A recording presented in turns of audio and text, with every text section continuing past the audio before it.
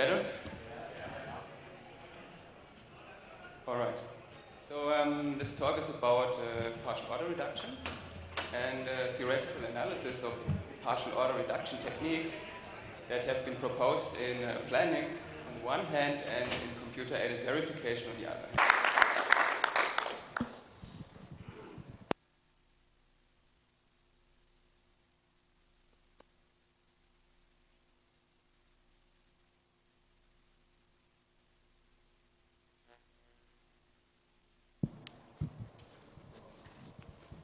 So I need to use a mic or no? Okay.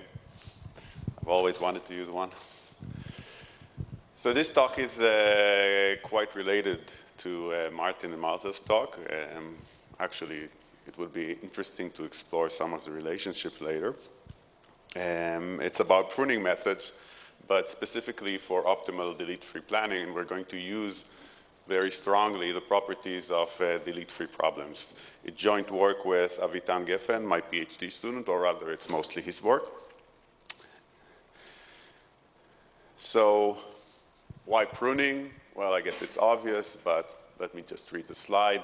So we know that heuristic search is a method of choice for solving planning problems, and that we've got really good relaxation-based methods to generate heuristics, but we also know that they're not good enough, that even if we get good heuristic estimates, then we're not guaranteed to be able to solve efficiently some hard problems. So we need to look at additional methods, and pruning methods are one option, and also decomposition methods are another option, and there are other ideas. And in this talk, we're focusing on pruning methods, but also decomposition plays a certain role in how we apply these pruning methods. Why delete-free planning? Well, first of all, because it's easier. It's not written in those slides, but it's easier to work with delete-free problems. But there are naturally delete-free planning problems that are hard to solve by standard planning techniques. And our hope is that new methods for delete-free planning can either lead to better delete-free heuristics or can propagate, the ideas can propagate to regular planning problems and inspire new techniques. So the main contribution of this paper is new pruning methods that enhance the coverage of state-of-the-art algorithms when applied to delete-free problems. Some new ideas on landmark ordering and commitment to sub-goals. And an interesting exploitation of what's known as the causal or the relax and/or graph of the problem. So I'm going to start with a short overview of the method. Not everything will be clear when I describe it now, but then I'm going to go into more details, and I think eventually you'll see the essence of the ideas is quite simple, and I hope you all understand them, and feel free to ask me about them. So, first of all, in the pre-processing step, we find fact and action landmark using existing algorithms. The next step is to order them. And then we do a certain routine of propagating information, which I'm going to explain later.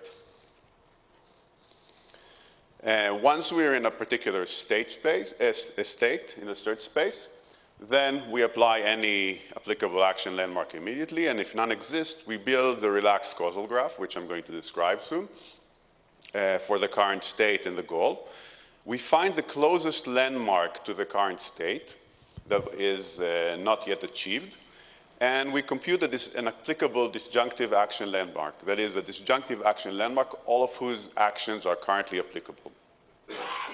We minimize this disjunctive action landmark, and then we use another process where we filter this set of actions in this disjunctive action landmark based on what we call path commitment information. Intuitively, it's a commitment to a particular path that attain the landmark. Then this is basically the set of actions we expand the state with. So let me describe the relaxed causal and/or graph. So this is a structure described earlier by Kader, Richter, and Helmert. It's basically a depiction, a graphical depiction of the planning problem. And in the case of delete-free problem, it has all the information about it. So it's a graph with AND and OR. It's an AND/OR graph. It has a single initial node that corresponds to the initial state, and a special goal AND node, and a special goal AND A and D node with that, and that achieves an end node T. So you can see it over here.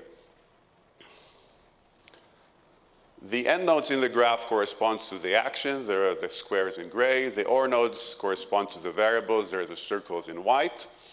And an action's parents are basically its precondition, and action's children are its effect. And similarly, so you can see here a few examples, but I think the idea is very simple. So the preconditions of A are all of an action are all the incoming, the nodes that have incoming edges into it, and the add of A are all the nodes that have an outgoing edge from A to them. Similarly, we can talk about the achievers of a proposition, of an OR node, and the consumers of an OR node. So these are all standard terms. This is a simple, in the example I use a very simple graph where you don't really see that the end nodes are end nodes because they don't have multiple outgoing edges or incoming edges, but in principle they can.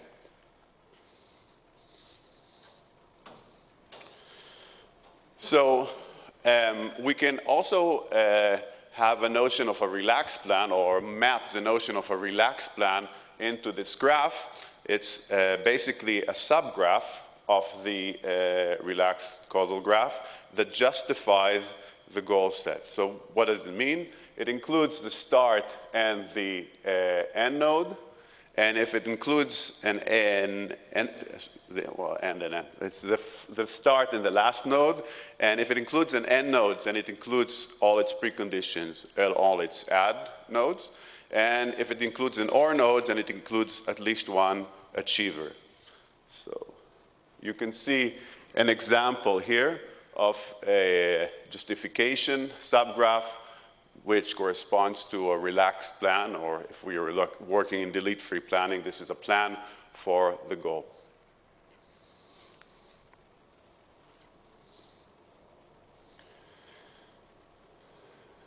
Okay, so let me remind everyone, I know everyone knows that a fact landmark for a state is a fact that holds at some point in every legal plan for the state. If you think about it in terms of the graph, then a fact landmark is an OR node that is part of every justification subgraph from the start node to the target node. It's saying exactly the same thing. An action landmark for a state in an action must be part of any plan, and a disjunctive action landmark for a state is a set of actions, at least one of which appear in any plan from the start node to the goal. So that means that in the relaxed causal graph, a disjunctive action landmark is a set of action such that if you remove it from the graph, there is no longer a justification subgraph that includes the last node T. Now here are a few facts about delete-free planning, very easy to see. I'll use L sub I to denote the set of fact landmarks for the initial state, and L sub S the set of fact landmarks for state S. So first proposition achieved remain true forever because there are no deletes. Applicable actions, therefore, always remain applicable since the preconditions will remain true. So this means that the order of actions in a plan doesn't really matter as long as it's a valid plan, because all that you need to make sure is that you apply an action when its preconditions hold, and the effect of the action, no matter how you order it, would then be the same.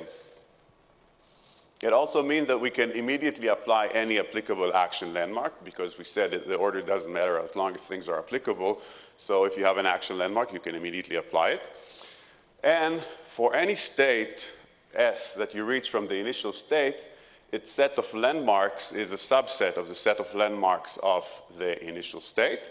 And the landmarks that have been, and the difference between them are exactly the landmarks that have been achieved en route to this state S. So We're going to focus on minimal plans. So a plan for the goal is minimal if no strict subset of the plan is a plan for the goal. We can focus on minimal plans because every optimal plan is either minimal or has a subplan, an optimal subplan, which is minimal in case there are zero-cost actions. So here's where decomposition comes in. Suppose you have a set of fact landmarks for a delete-free planning problem that includes the goal propositions as well. Then there exists an ordering of this set of landmarks such that essentially you can plan for each one of them. So you can plan for the first landmark, and then from the state you reach, plan for the second landmark, and then from the state you reach, plan for the third, and so forth. And if in each of these subplans is minimal for the landmark you're just pursuing, then the entire plan is minimal. So what corollary 1 is basically saying is essentially what you can do is you can find some landmark, plan for it, and go on from that point on. So instead of planning for the goal, we can plan for some landmark L and maintain minimality. Why do I care about maintaining minimality? If I know that I explore all permutation, one permutation at least of every minimal path, then I know that I'm going to maintain optimality. I'm going to find an optimal solution. So the first step is to obtain a set of landmarks and then order them. And the ordering routine is very simple. We generate the graph of strongly connected components from the relaxed causal graph. That's an acyclic graph. And so we can sort the landmarks based on the strongly connected components, the ordering of the strongly connected component using any topological ordering. And if you have a number of landmarks within a certain component, then you could do a sort of breadth-first search for hypergraphs that orders them. So here's a simple example. So you have the relaxed causal graph on the left. And on the right, you have, and you see two landmarks, L1 and L2. And on the right, you have the graph of strongly connected components, and you see that L1 is going to be ordered before L2.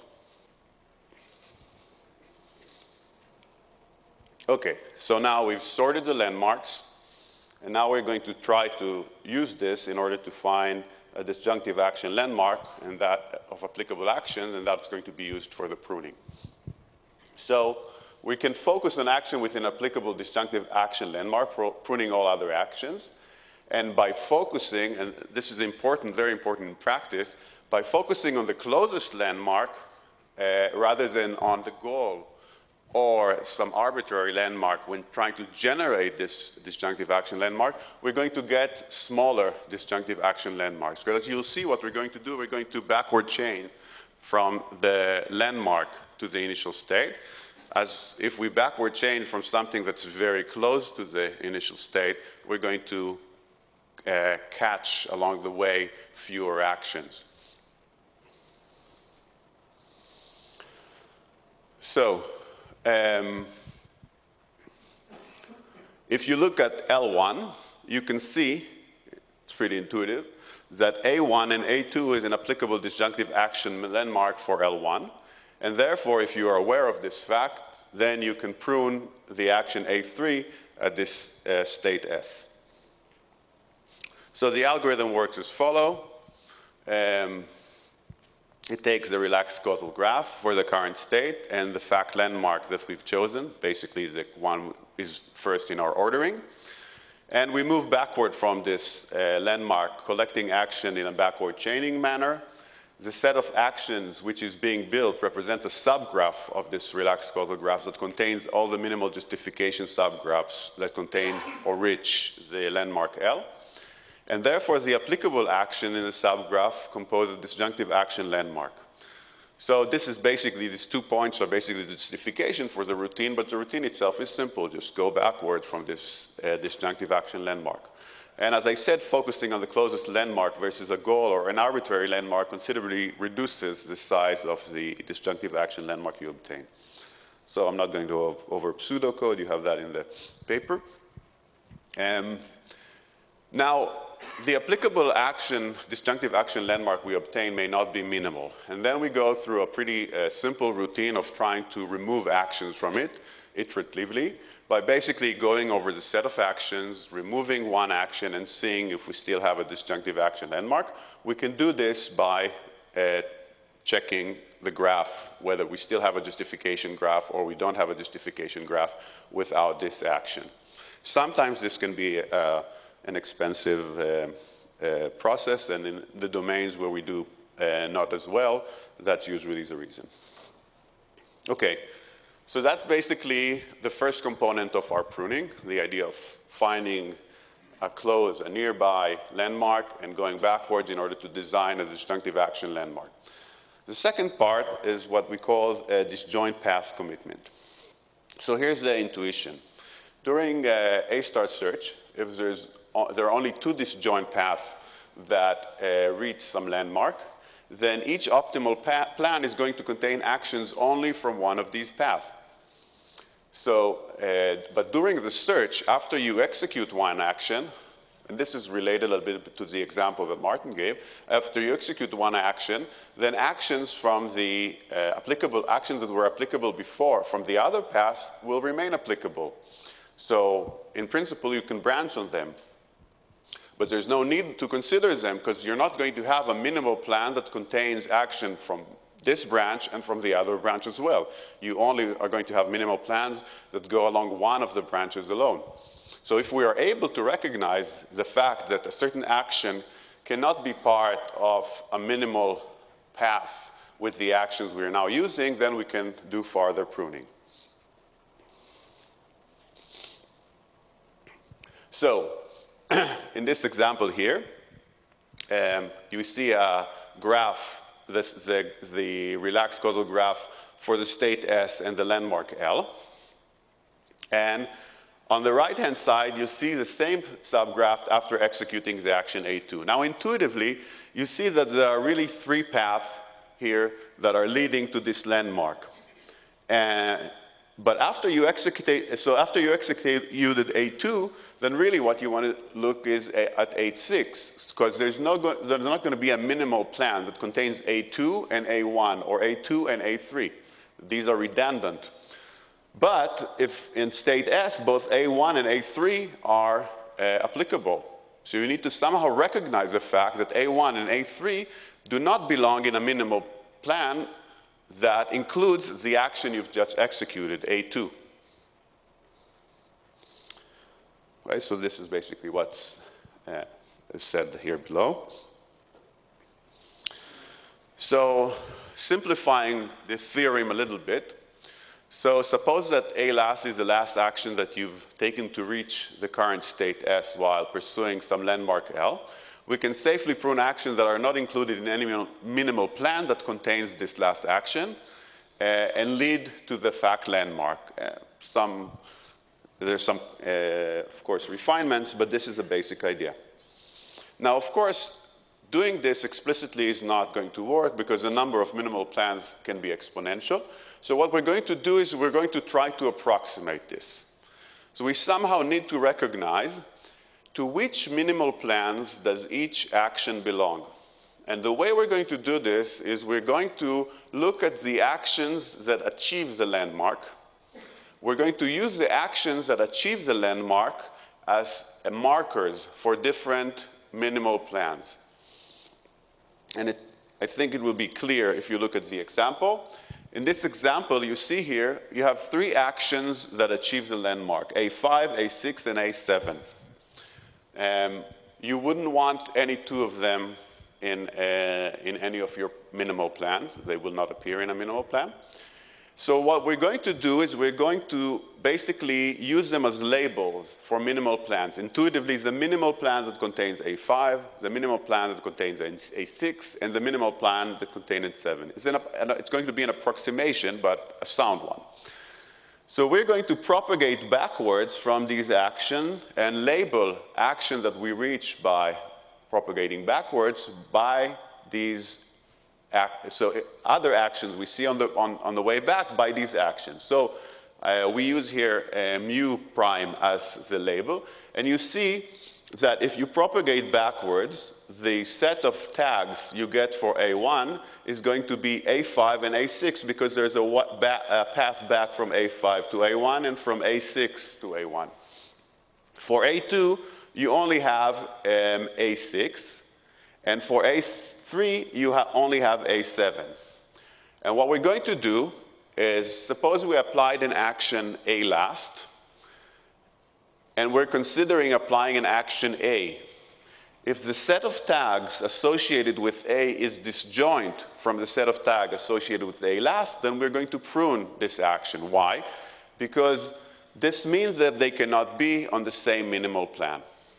So if you look at the example here, then if A last here on the graph on the right is A2. This is the action we just performed. Now, if we consider A1, A1 has labels A5 and A6, and A2 has label A6, so we cannot prune A1. But A3 has label A7, and that's disjoint from the label of the action we just performed, A2, and therefore they cannot be part of the same minimal plan. So we can prune A3. So now I'm going back to the slide that I showed initially. I hope now you understand how things work. We find fact and action landmarks. We order them. We do this propagation of disjoint actions based on the actions that achieve the landmarks. And then at each state along the search, we apply the following procedure. We build the relaxed causal graph. We do the backward, we find the closest landmark. We do this backward chaining to find a disjunctive action landmark. We minimize it.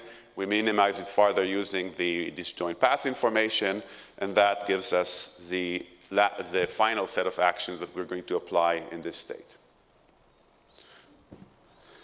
So, empirical results.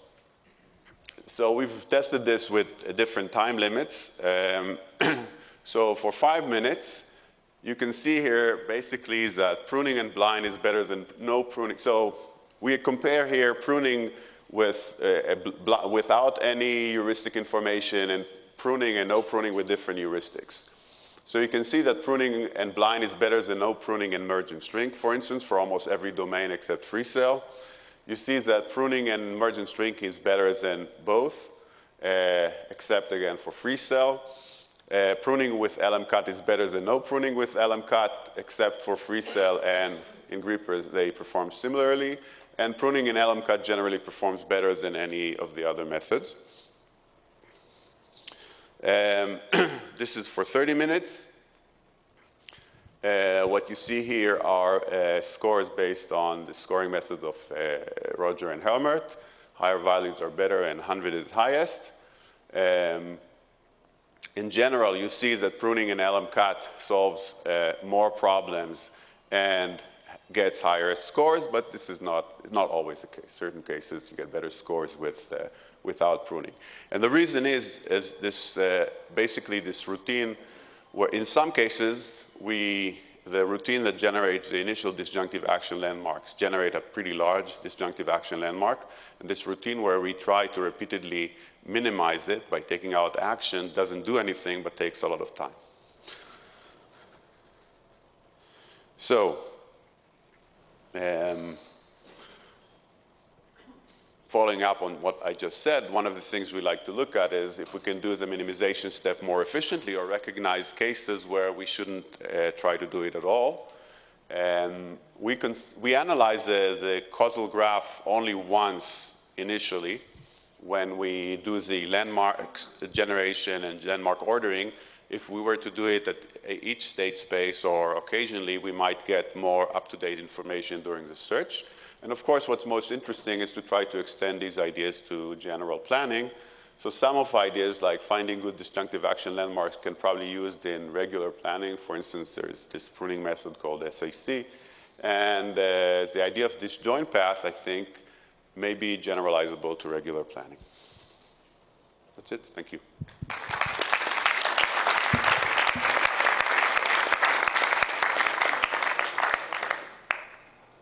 Very simple question. The benchmarks you showed, you removed the delete list, or am I? Yeah, they were obtained by FD has this thing where it can generate some of for some cases the delete free version. So that was whatever it could be generated automatically from with that.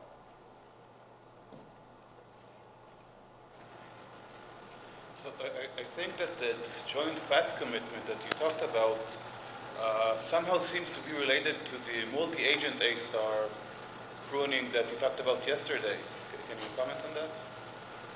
Well, so that's an interesting question for which I do not have a good answer. So we've tried to figure out, it seems that, I mean, this multi-agent A-star basically has now an equivalent method, and I can sort of suggest people interested who are interested in pruning. There's an ICAPS paper. It's basically a partitioning-based method. It's a method that partitions a set of actions, and using that is able to prune things. It does not seem to be equivalent to any of the current methods. And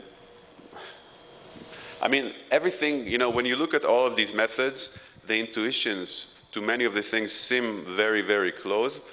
But in the cases we've looked at, we haven't been able to get results, say, like Martin and Malte have. So, you know, they look intuitively, there's a relationship. What it is, I don't know. What is your add deletes? Have you started looking at it? If there is something that carries over? I don't have any concrete results to tell you about, but what we're focusing on is extending this idea of disjoint path to problem with delete.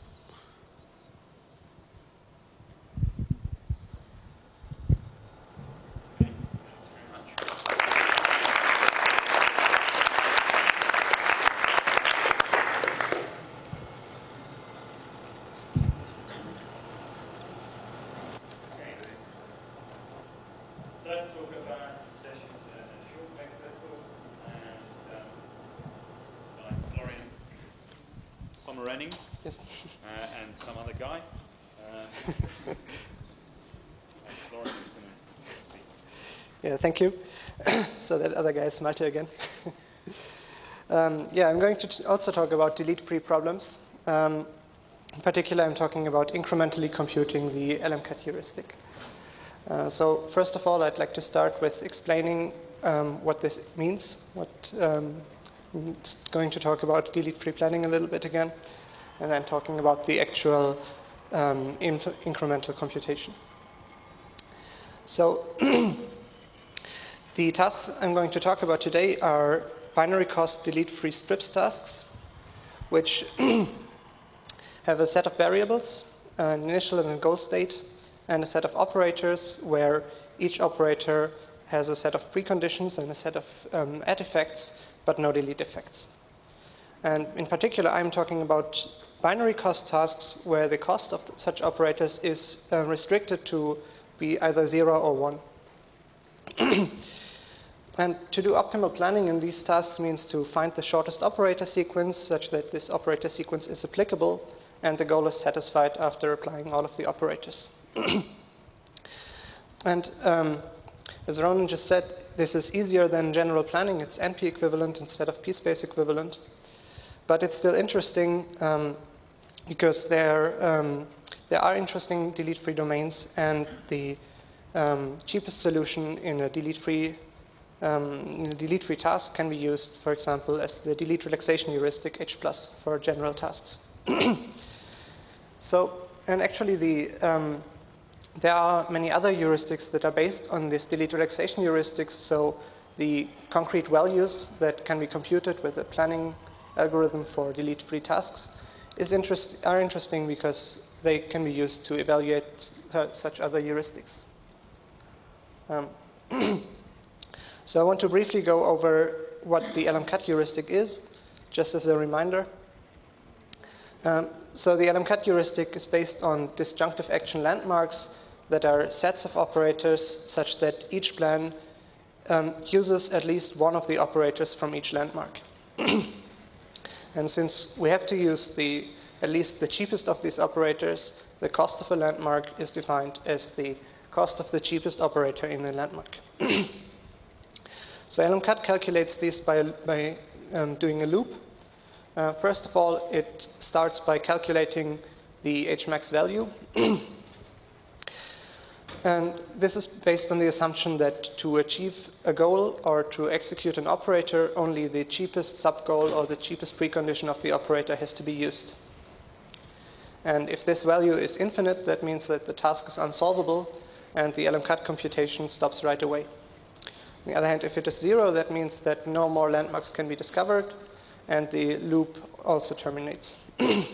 In all other cases, one more landmark is discovered by using the LMCAT, the Hmax values, and the operator costs of all landmarks that are part of all operators that are part of this landmark are reduced by the cost of this landmark.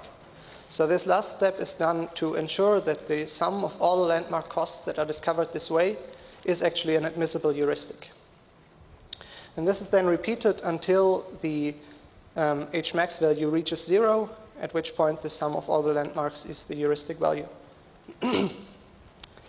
So we looked at two different search strategies that I want to introduce here. The first of them is branch and bound search, which is a depth-first search that searches for a solution that is, whose cost is in a given cost interval.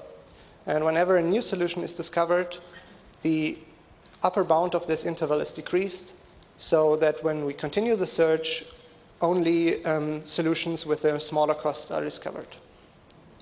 All nodes whose lower bound is outside of the search interval can be pruned because they cannot lead to a cheaper solution than the one we already have.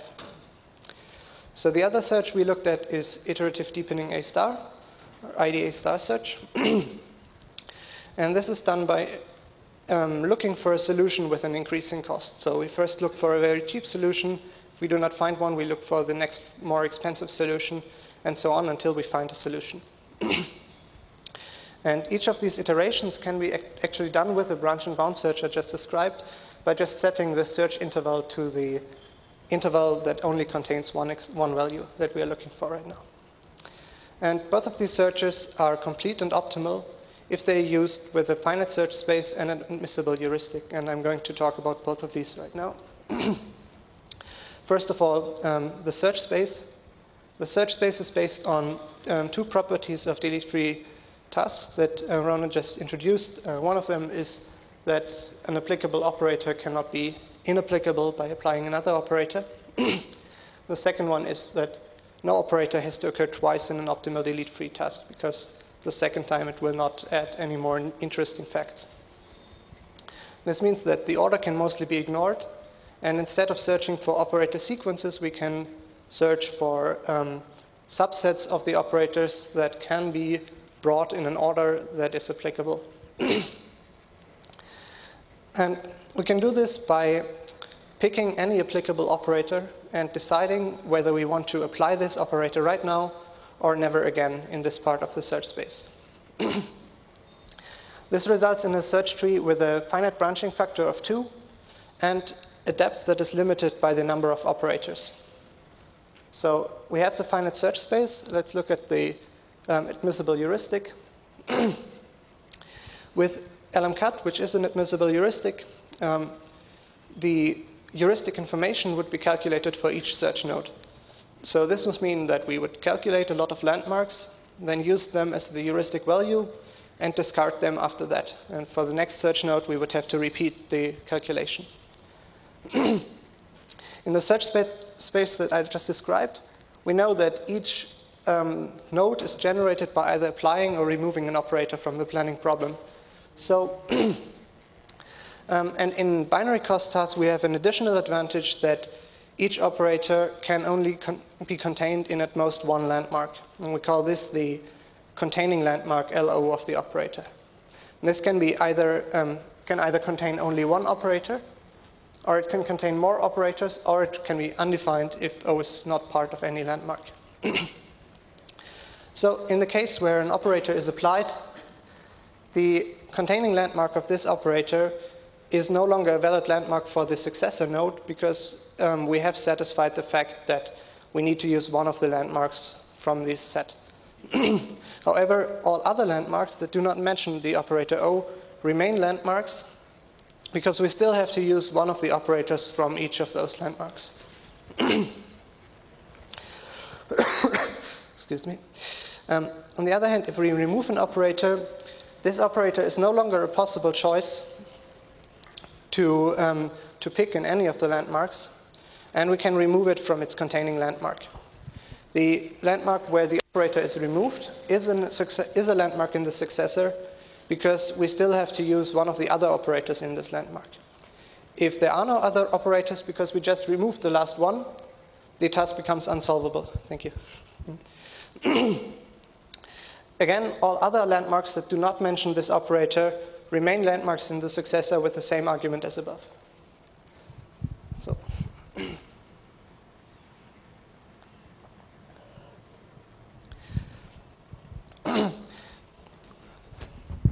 Thank you.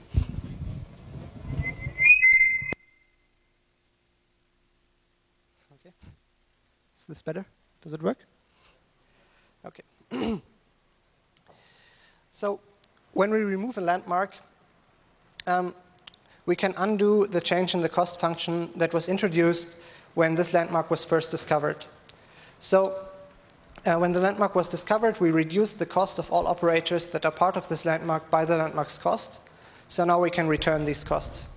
In binary cost, this just corresponds to setting all the operators, the cost of all the operators that are part of this landmark, back to 1. And obviously, if we change the cost function, this can change the Hmax value, and this can lead to the discovery of new landmarks. So we not only have the landmarks that are carried over from the successor state, but we can also discover new landmarks. However, in some cases, we can skip this computation of new landmarks because we can prove that there won't be any new landmarks that are discovered. This is if the Hmax cost of the successor does not increase, then it will still be 0, and the LMCAT algorithm will terminate right away. So the Hmax cost can only increase if the containing landmark of the operator we just considered was larger than size 1, or in the special case where a zero-cost operator was forbidden that was not part of any landmark before. Now, for the search algorithm to be complete and optimal, it does not matter in which order we pick applicable operators. However, by choosing a good order, we can speed up the search. And the order we used is inspired by a CSP technique called the minimum remaining values heuristic, which picks variables that have the least amount of remaining values to branch over. And in our case, an operator from a smallest landmark corresponds to such a variable because the smaller the landmark is, the fewer choices we have of which operator of this landmark has to be part of the cheapest plan. So what we do is we calculate the size of the smallest landmark that contains at least one applicable operator, and then collect all applicable operators from landmarks in that size and choose one of them randomly for branching. How am I doing on time? Okay. Then I want to briefly mention some improvements that could be done. One of them is to automatically apply operators that are part of the landmark of size 1, because we definitely know that they have to be part of the plan. However, with the strategy I described before, this is not necessary because they will be applied anyway. They will be chosen for branching because they are in the smallest landmark. And the second branch where the operator is forbidden will be immediately identified as one where the task becomes unsolvable. So This would be useful if we would use a different branching strategy, but in this case, it is not, does not bring any more new effect. Another thing is to automatically apply zero-cost operators. This is very useful because applying a zero-cost operator does not change the cost of the solution, but can help by making other operators applicable. This is not part of the experiments that I describe later, but we showed this with different experiments, so that this is actually very useful. I'm actually going to talk about these experiments right now. So we evaluated on 22 domains containing a total of 876 tasks with a time limit of 5 minutes and a memory limit of 2 gigabytes. However, since the searches are both depth-first searches, this memory limit was really only reached for very few huge tasks that none of the algorithms could solve. The numbers I report are coverage scores, which correspond to the probability of solving a randomly selected task from a randomly selected domain. And since there is randomization in the operator selection, I actually report the average over 5 runs with different random seeds. So, as a first comparison, we compared this to fast downward using an A-star search with the non-incremental version of LMCut.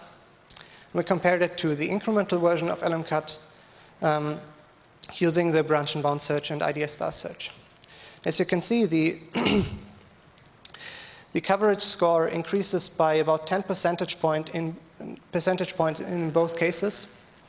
And IDA-star search is still a bit better than branch and bound search.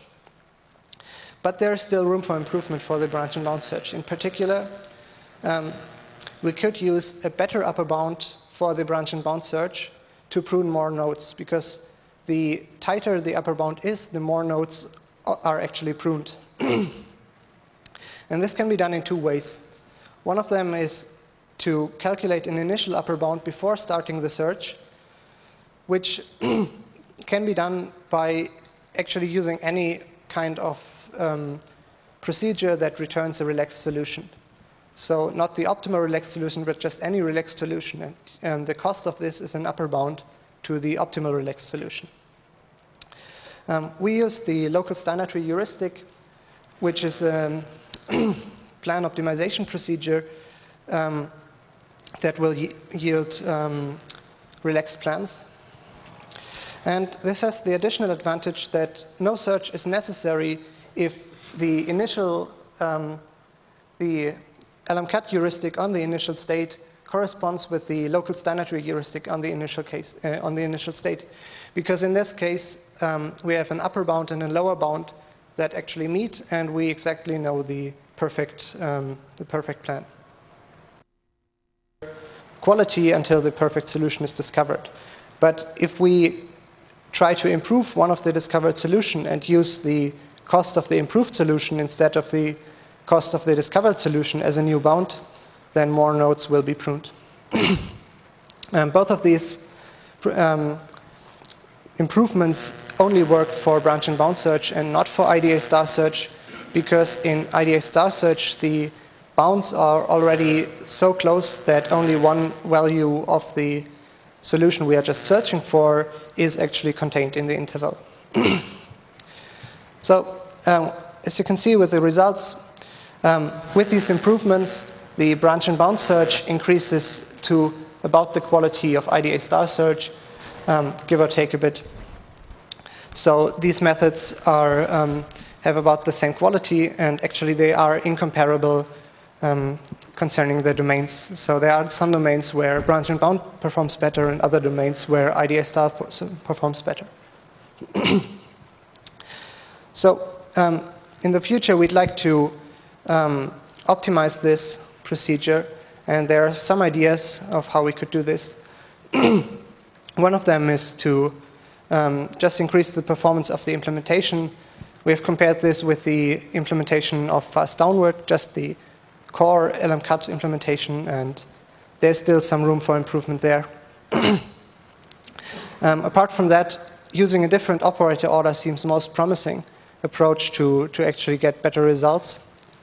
And using a smaller search space would also be interesting.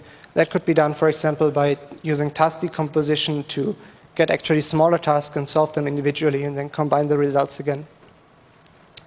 I've already talked about binary cost task where the cost is 0 or 1.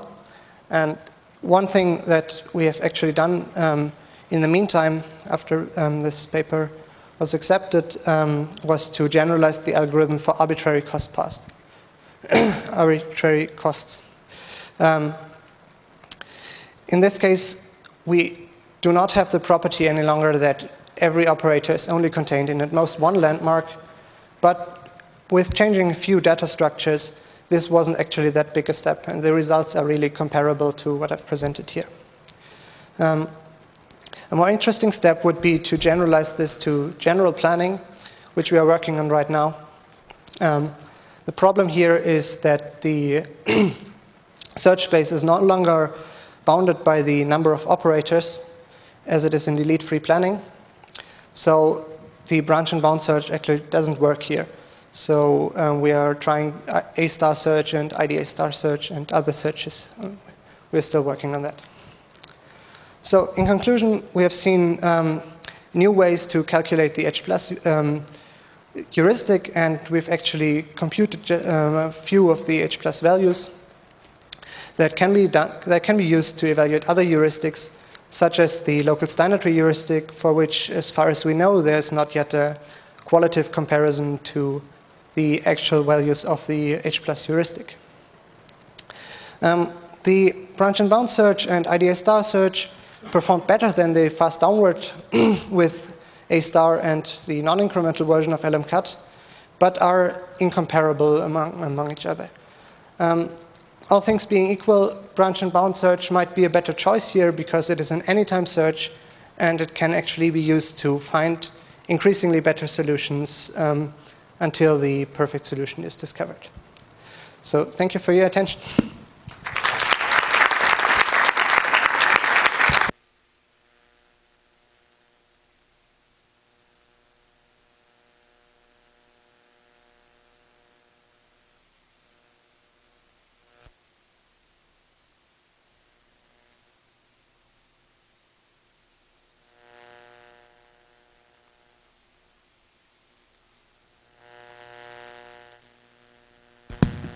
Well, a zero-cost action can be used for different things. For example, I think in the OpenStax domain, all actions are zero-cost, and only opening a new stack is an action that costs has the cost 1. What do you mean by zero-cost action? Is it action which has zero cost? Yes. Yes. If you include this action, you may need some preconditions to satisfy. And you may use non-zero actions to satisfy the preconditions of zero action. Yes, so if you include zero action, you may force other non-zero actions to be included in the plan. So yes, yeah. So what I meant, I can go back to the slide. I'm actually only talking about applicable zero-cost action. So as soon as a zero-cost action becomes applicable, we can apply it because then it doesn't increase the cost and it can be beneficial. Just a simple technical question. What confused me a bit, few slides earlier, is that if a landmark becomes empty, then the problem becomes unsolvable or something like that? Here. Yes. So this is the case if we branch over an operator. We have two successors. One of them where the operator is applied right now, and the other successor is where the operator is never applied again. Yes, because if we remove the operator from the landmark, we have to pick an operator from an empty landmark, which is not possible.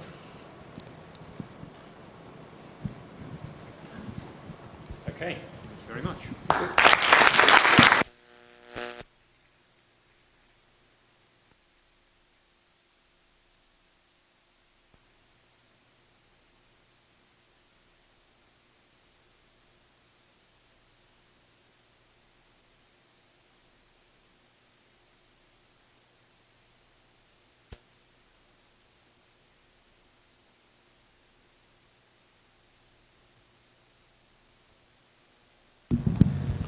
Hi.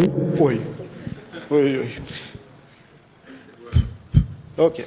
So my name is Alex, and I'll present a paper that deals with pruning by symmetries. It's a joint work by Carmel and Michael, and let's start. So the setting is cost-optimal planning. We have, in cost-optimal planning, we have search algorithm, which in our case is A star, admissible heuristics, some kind, we don't really care. And the inference-based state action pruning, which we will deal with. So, pruning can be done by state symmetries, partial reduction, intermediate effects, and as the paper says, do the symmetry stuff. So the main idea is to generate, yes. So the main idea is to generate some subgroup of the automorphism group of the problem transition graph. The problem is that we can't really actually do it in a polynomial time, but the techniques we have perform quite effective. And using this subgroup, we will prune some states in the search.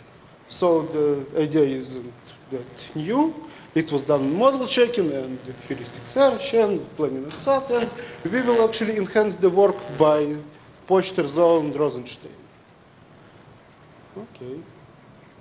So the work of Pochter et al. Was using the symmetries, yes, using the symmetries to prune some state. We'll actually gather some information from the A star and prune by this information. Yes, and use this information to enhance the symmetries we are pruning by. So the algorithm by Pochter et al. Actually works like this. We find some generators of the automorphism group that fixes the initial state and the goal. This is an important one. Then we run the A star until we encounter two symmetric states. Then we prune the symmetric state, the symmetric state that has the larger depth function, the distance from the goal. And then we use the standard plan extraction by parent relation. So let's see an example. We have the initial state, state 1, 2, 3, and then we discover the state 4 is actually symmetric to the state 3. So we prune state 4 and proceed until we get into the goal. When we get into the goal, we extract the plan and we're done. Right? So this approach has some, it's a great approach, but it has some deficiencies. For example, let's see the problem with logistics. Yes, we have package, track, and the destination D. So it's pretty obvious that the location C is symmetric to the location B. Everybody can see it, I hope. Yes? What about now? Does the location C is still symmetric to the location B? And now? So the actual answer is yes. And the idea is like that. If we stabilize only the goal, we can get a larger symmetry group. And if we have larger symmetry group, we can prune more states. So, and here's the algorithm. So now we find some generated automorphism group that fixes only the goal. Run install as usual. Now, given state S prime that is symmetric to previously expanded S, we prune S prime in any case. And here is the stuff. It's actually, the old stuff is here. We have, if we have depth function of S prime is less than the depth function of S, we replace the parent of S by this of S prime.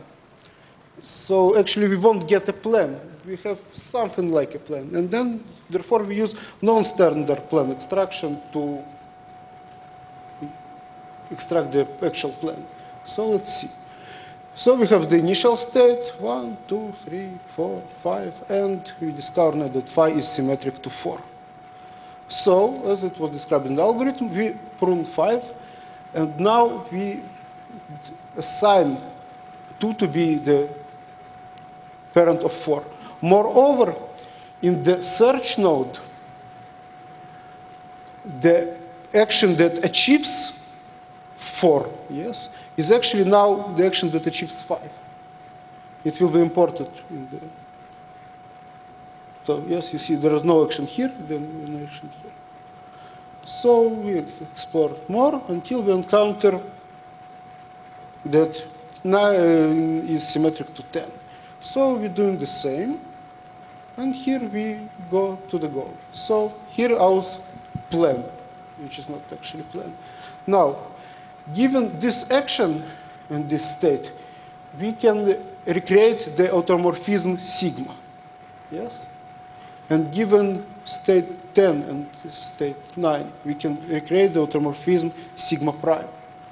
So using this automorphism, we can to map this not really a plan onto a real plan. And that's the whole idea. So let's see the results. So we use the fast downward framework, 30 minutes time limit, 2 GB memory limit.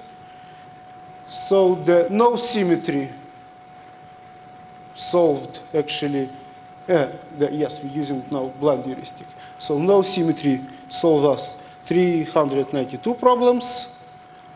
Fixed initial state and goal solved 421 problems. And with just the goal fixed, we solved 434 problems.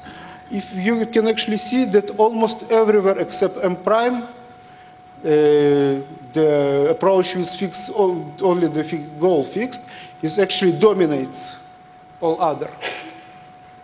Okay, to the next, the LM-cut heuristic, we have pretty much the same. So the no symmetries approach solved us 598 problems. The fixed initial goal and the goal and the initial state solved us 627 problems. And the only goal fixed solved us 635 problems. So actually, here symmetries are like cheese, because everything is better with cheese. Thank you.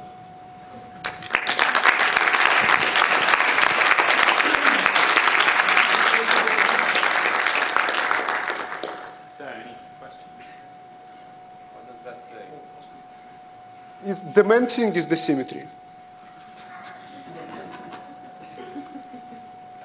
So, were those figures in the second column times? Were we seeing times on those slides? Times? Yeah, times to solve. Yes, this is the expanded states. So how much are you paying in time to do this? We actually didn't check it. We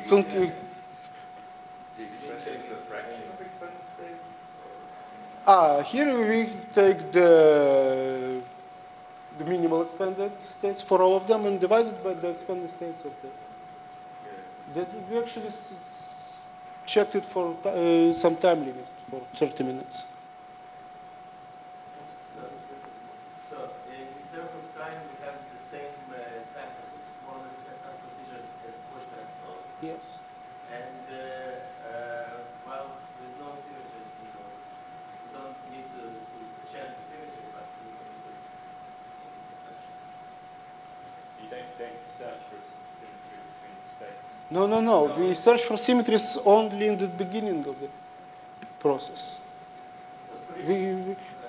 for each state, basically, you find some state is symmetrical to it. So so-called canonical symmetrical state. Yeah. And then you compare it. So the procedures that find this canonical state is actually very fast. The canonical states are not necessarily equality. Yeah. Fast.